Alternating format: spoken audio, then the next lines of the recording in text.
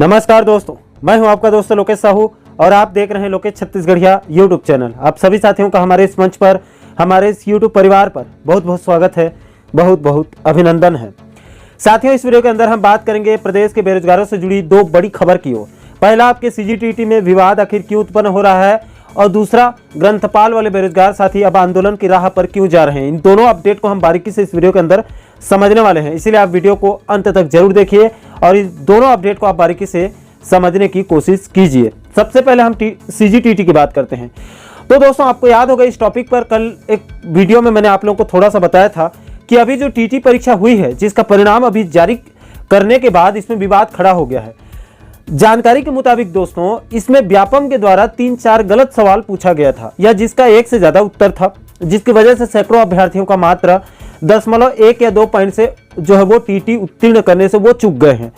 कुछ उदाहरण के तौर पर मैं आपको बताना चाहता हूं। कुछ अभ्यर्थियों का मैं नाम और रोल नंबर उनका हाइड करके आपको बता दूं, ताकि उन अभ्यर्थियों को भी इन फ्यूचर कोई समस्या ना हो और आप लोगों को जानकारी भी मिल सके। सबसे पहले दोस्तों, इस अभ्यर्थी का देखिए, इस अभ्यर्थी को 74.731 अंक मिला है इसको, यानी कि ये जो है वो दशमलव कुछ पॉइंट से चूक गया है, क्योंकि 75 अंक जो है वो उत्तीर्ण होने के लिए लाना होता है। इसका देखिए, इसको 72.586 अंक, यानी कि ये लगभग 3 अंक से चूक गया है।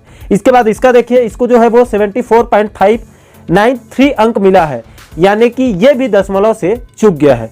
इसके बाद इस जनरल कैटेगरी के अभ्यर्थी का देखिए, इसको 150 में से 90 अंक लाना होता है जनरल वालों को, और इस अभ्यर्थी को जो है वो 89.759 अंक यानी कि नंबर मिला है, यानी कि ये जो है वो ये भी मात्र दशमलव कुछ पॉइंट से चूक गया है।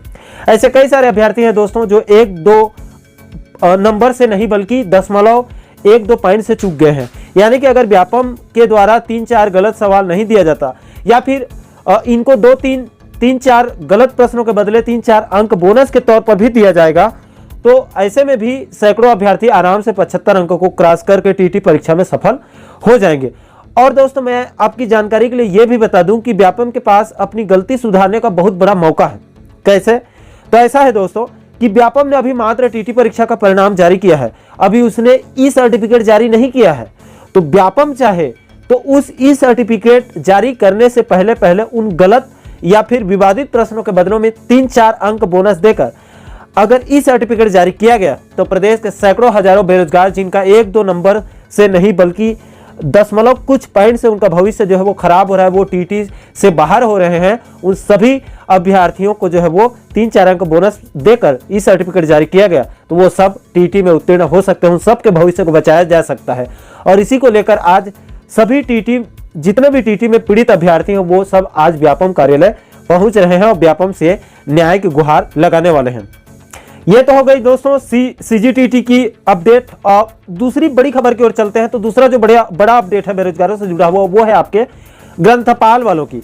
ग्रंथपाल भर्ती की मांग अब तेज हो चुकी है दोस्तों।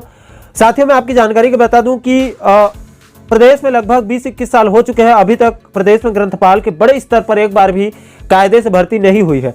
ऐसे में प्रदेश के जितने भी बी लिप एम लिप वाले बेरोजगार ग्रंथ साथी हैं, वो ग्रंथपाल भर्ती की मांग को लेकर आने वाले दिनों में राजधानी में 3 दिन आंदोलन करके शासन प्रशासन तक अपनी आवाज को बुलंद करना चाहते हैं, अपनी आवाज को पहुंचाना चाहते हैं। इसके लिए बाकायदा लाइब्रेरी संघ की तरफ से एक पत्र भी जारी किया गया है, जिसको आज सुबह जन सेवा भारती पुस्तकालय संघ की तरफ से हमें भेजा गया है।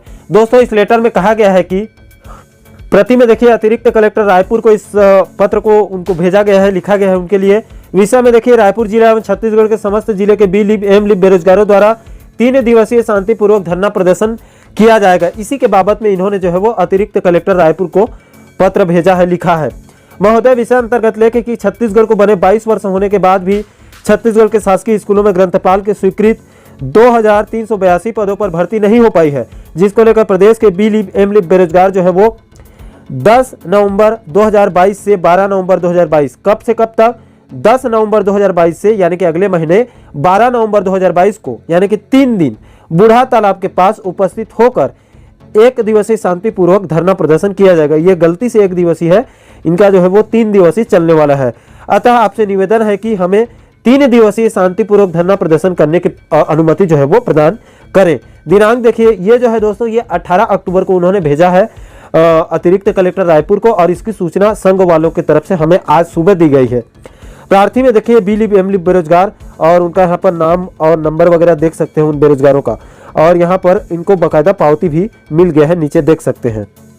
तो यह है दोस्तों इस वक्त बेरोजगारों से जुड़ी हुई 2 बड़ी खबर। सबसे पहले आपके टीटी अभ्यर्थियों के द्वारा आज व्यापम कार्यालय पहुंचकर न्याय की मांग करने वाले हैं, और दूसरा जो बड़ी अपडेट है वो आपके प्रदेश में लाइब्रेरी भर्ती के मांग को लेकर आने वाले दिनों में यानी कि नवंबर में 3 दिवसीय आंदोलन लाइब्रेरी संघ के बेरोजगार साथियों द्वारा किया जाएगा। दोस्तों इन दोनों खबरों पर आपकी क्या राय है, नीचे आप कमेंट सेक्शन में अपनी प्रतिक्रिया जरूर दीजिए, और आप आगे भी इसी प्रकार के महत्वपूर्ण मुद्दों पर वीडियो देखना चाहते हैं तो हमारे इस चैनल को सब्सक्राइब जरूर कीजिए, ताकि हमारे सभी नए वीडियो का नोटिफिकेशन जो है वो आप लोगों तक तुरंत पहुंच सके। साथियों इस वीडियो में फिलहाल अभी के लिए इतना ही, मुझे दीजिए इजाजत। मैं मिलता हूं आपसे एक और महत्वपूर्ण मुद्दे के साथ, महत्वपूर्ण टॉपिक के साथ।